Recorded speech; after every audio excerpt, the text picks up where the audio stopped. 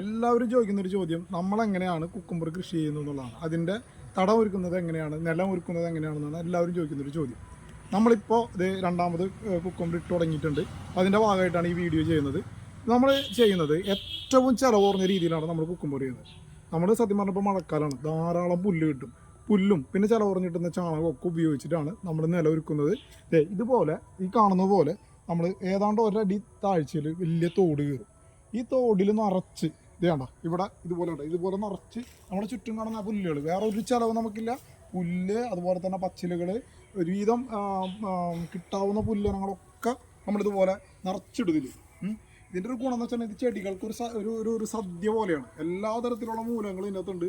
ഇതിവിടെ കിടന്ന് ഈ പറഞ്ഞ ഇതിൻ്റെ മുകളിൽ നമ്മളിടുന്ന ചാണകമൊക്കെ ആയിട്ട് മിക്സായി, ജൈവാണുക്കളും കൂടി മിക്സായിട്ട് ഇത് നല്ല വളമായിട്ട് മാറും. ഇതാണ് നമ്മൾ നിലം ഒരുക്കുന്നതിൻ്റെ ഭാഗമായിട്ട് നമ്മൾ ചെയ്യുന്നത്. ഇതിന് ഏറ്റവും വലിയ ഗുണം എന്ന് വെച്ചിട്ടുണ്ടെങ്കിൽ ഈ പുല്ലിന് നമുക്ക് ചിലവില്ല. മഴക്കാലമാണ്, ധാരാളം പുല്ല് കിട്ടും. അതുപോലെ തന്നെ ചാണകം ഇന്ന് നമുക്ക് ഏറ്റവും വില കുറവിന് പല ഫാമുകളിൽ നിന്ന് ഫ്രീ ആയിട്ട് കിട്ടും. നമുക്ക് പിന്നെ ഫാം ഉള്ളതുകൊണ്ട് നമ്മുടെ ചാണകമാണ് ഉപയോഗിക്കുന്നത്. ഇതുപോലെ അതിന് മുകളിൽ നമ്മൾ ചാണകം ഇടും, പുല്ലിടും.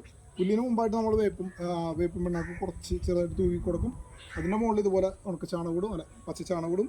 ഇതിൻ്റെ മുകളിൽ നമ്മൾ ചെറുതായി കുമ്മായം തൂവി കൊടുക്കും.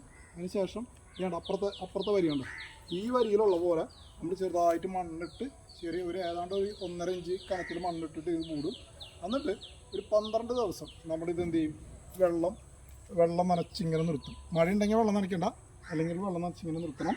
നിർത്തിയതിന് ശേഷം നമുക്ക് ഈ പറഞ്ഞ വിത്ത് നട്ടു കൊടുക്കാം. അല്ലെങ്കിൽ തൈ മുളപ്പിച്ചിട്ടുണ്ടെങ്കിൽ തൈ നേരിട്ട് നട്ടു കൊടുക്കാം.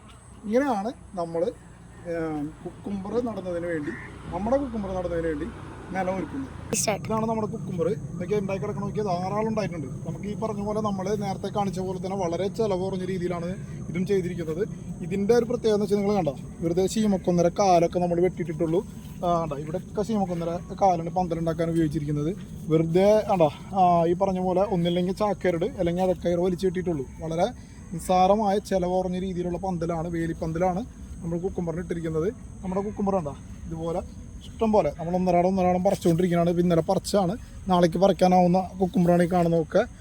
ഉണ്ടാവും ഒരു വിഷവും അടിക്കാത്ത, ശരിക്കും പറഞ്ഞാൽ നമുക്ക് ഇങ്ങനെ കൈ കൊണ്ട് പൊട്ടിച്ചിട്ട് കണ്ടോ, ഈ കുക്കുംബർ എന്നൊക്കെ പറഞ്ഞു കഴിഞ്ഞാൽ നമ്മൾ പൊട്ടിച്ച് ഇതുപോലെ ഇരിക്കണ്ട, ഇങ്ങനെ ഇരിക്കും. നമുക്ക് ഇങ്ങനെ കടിച്ച് നമ്മൾ കഴിക്കാം. സൂപ്പർ, ഒരു വിഷമില്ല, ഒന്നുമില്ല.